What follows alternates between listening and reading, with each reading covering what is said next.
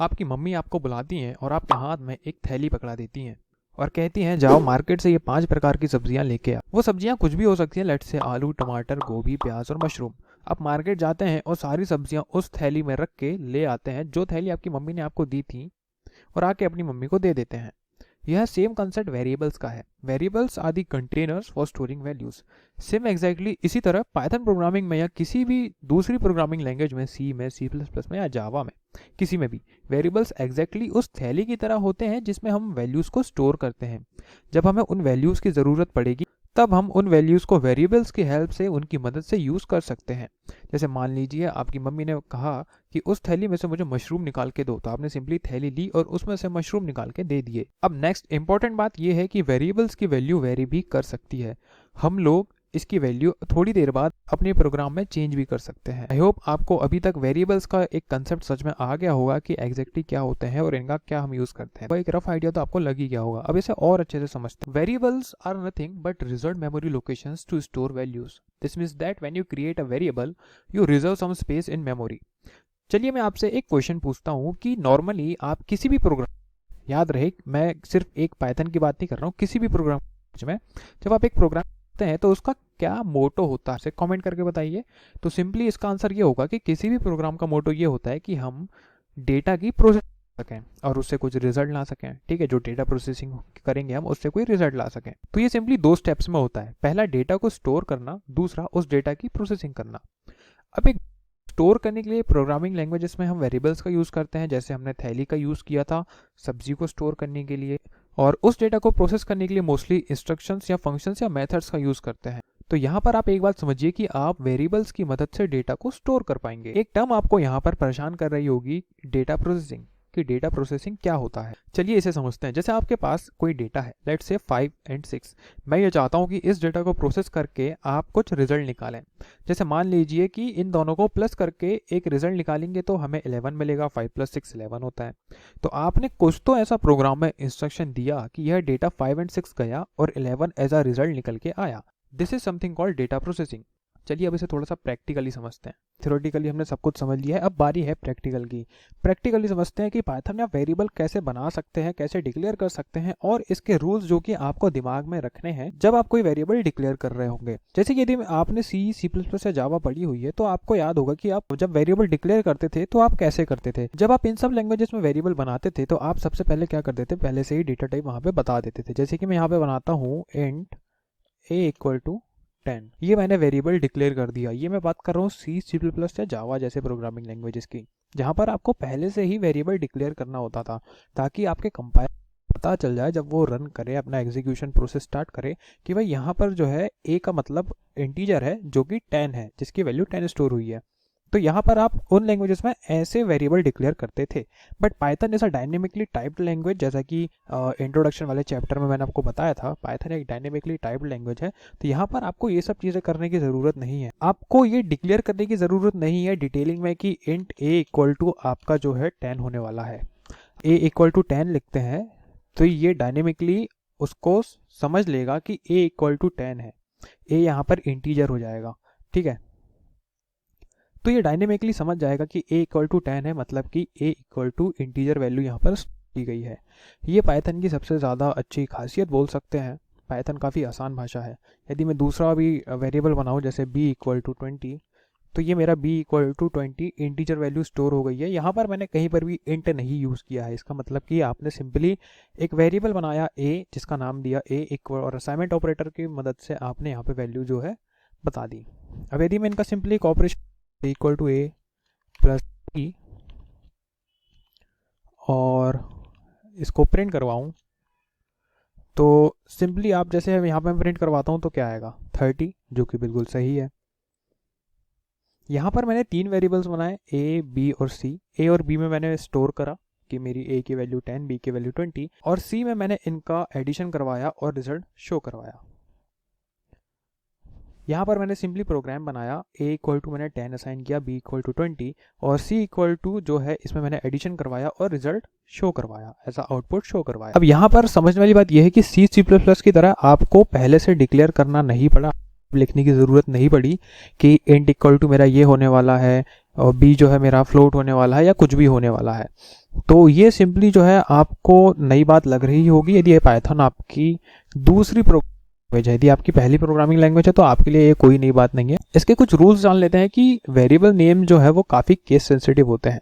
इसका मतलब कि यदि आपने यहाँ पे a स्टोर किया है स्मॉल a इक्वल टू 10 और मैं यदि इसे कैपिटल A कर देता हूँ, ठीक है, और यहाँ पर यदि मैं इसे कैपिटल A कर दूंगा तो ये दोनों जो है चीज़ें अलग अलग हो गई हैं। कैसे, ये देखिए, यदि मैं इसे फिर से रन करता हूँ, यहाँ से क्लियर कर देता हूँ, यदि मैं इसे फिर से रन करता हूँ तो ये 30 बताएगा। क्यों? क्योंकि स्मॉल ए और कैपिटल ए, जैसे कि मैंने बताया कि केस सेंसिटिव लैंग्वेज है पाइथन, तो स्मॉल ए और कैपिटल ए दो अलग अलग चीज़ें हो गई, इसलिए इसने यहाँ पर जो है इनका एडिशन करके 10 + 20 30 आउटपुट हमें शो किया। दूसरा ये है कि अ variable name can not be start with a number, मतलब कि आप जो है आपका वेरिएबल का नेम जो है वो किसी नंबर के साथ स्टार्ट नहीं कर सकते। तीसरा, a variable name must start with a letter और अ अंडरस्कोर, जैसे कि हमने यहाँ पे एक ए लेटर यूज़ किया है, या फिर आप ऐसे सिंपली ऐसे अंडरस्कोर करके भी वेरिएबल असाइन कर सकते हैं। तो इसका भी एग्जांपल देख लेते हैं, जैसे कि ये हो गया। और अब यदि मैं इसे रन करूं तो यहाँ पर फिर से 30 ऐसा आउटपुट हमें मिल गया है, क्योंकि यहाँ पर जो है हमने रूल फॉलो किया है। एज अ अंडरस्कोर से भी आप कर सकते हैं, अंडरस्कोर लगा भी सकते हैं वेरिएबल जब आप डिक्लेयर कर रहे हैं। अब आते हैं अगले पॉइंट की तरफ, चौथा पॉइंट हमारा कि अ variable name can only contain alpha numeric and underscore, यानी कि A to Z हो सकता है वो, स्मॉल की बात करें या कैपिटल की, जैसे कि मैं यहाँ पे स्मॉल में भी लिख देता हूँ A to Z, या फिर कैपिटल में हो सकता है A to Z अल्फ़ाबेट जो होते हैं हमारे, और 0 to 9 हो सकता है। और स्पेशल सिंबल्स में आप सिर्फ ये अंडरस्कोर यूज़ कर सकते हैं। यदि जैसे कि जावा में हम डॉलर यूज़ कर लेते हैं, यहाँ पर स्पेशल सिंबल्स में सिर्फ आपको अंडरस्कोर यूज़ करने की जो है अनुमति मिली हुई है। यदि आप यहाँ पे या फिर डॉलर या फिर ऐसा कुछ यूज़ करेंगे तो ये सिंपली एरर थ्रो कर देगा। जैसे कि यदि मैं यहाँ पे डॉलर यूज़ करता हूँ और रन करता हूँ प्रोग्राम, देखिए यहाँ पर जो है आ गया है कि सिंटैक्स एरर इनवैलिड सिंटैक्स, तो इसलिए हम यहाँ पे कोई और दूसरा सिंबल यूज़ नहीं कर सकते। स्पेशल सिंबल में सिर्फ आप अंडरस्कोर यूज़ कर सकते हैं, ये आपको अपने ध्यान में रखना है। हम रन करेंगे अब हमारा पाइथन प्रोग्राम, तो सक्सेसफुली जो है ये रन हो जाएगा। तो ये हो गई कुछ वेरिएबल्स डिक्लेयर करने के रूल्स। अब मैं कुछ आपको कंडीशंस बता देता हूँ पाइथन के वेरिएबल्स की। जैसे कि यहाँ पर तो हमने ये सीखा कि हम एक वेरिएबल को कैसे डिक्लेयर और प्रिंट करेंगे। कुछ यहाँ पे मैंने बना रखे हैं जो कि वेरिएबल्स को और अच्छे से समझने में आपकी हेल्प करेंगे। तो जैसे कि है यहाँ पर दूसरा program, redeclare the variable. We can redeclare the variable once we have declared the variable already. इसका मतलब ये है कि जैसे एक बार मैंने कोई वेरिएबल डिक्लेयर कर दिया, जैसे कि यहाँ पर मैंने नंबर एक वेरिएबल बनाया है जिसमें 100 मैंने डिक्लेयर कर दिया है, यहाँ पर मैंने कराया। अब मैं दोबारा से एक वेरिएबल बनाया हूँ नंबर नाम का, जिसमें मैंने जो है वैल्यू चेंज कर दी 120.3। अब यदि मैं इसे रन करता हूँ तो ये देखिए, बिफोर डिक्लेयर हमारा 100 था, आफ्टर डिक्लेयर हमारा 120.3 था। मान लीजिए कि आप कोई प्रोग्राम लिखे और आपको स्टार्टिंग में लगता है कि यार इसकी वैल्यू 100 होनी चाहिए, फिर बाद में आपको ऐसा लगता है कि यार इसकी वैल्यू 120.3 होनी चाहिए या फिर बदल देनी चाहिए, तो आप रीडिक्लेयर भी कर सकते हैं। थर्ड प्रोग्राम आगे बढ़ते हैं। तो यहाँ पर पाइथन ने जो है आपके लिए और आसान कर दिया है। यदि आप जो वेरिएबल डिक्लेयर कर रहे हैं उसकी वैल्यू सेम है तो आप एक लाइन में उन्हें डिक्लेयर कर सकते हैं। जैसे कि A, B और C, इनकी वैल्यू 10 है, मुझे इनकी वैल्यू 10 ही असाइन करवानी है, 10 ही प्रिंट करवाना है, तो मैं सिंपली इन्हें A = B = C = 10 प्रिंट कर दूंगा। A = B = C यहाँ पे मैं लिख दूंगा, असाइन कर दूंगा वेरिएबल डिक्लेयर करने का। तो जब मैं इसे रन करूंगा तो यहाँ पर 10 10 10 A B C करके जो वैल्यू प्रिंट हो जाएगी। मैं इसे ऐसे भी कर सकता हूँ,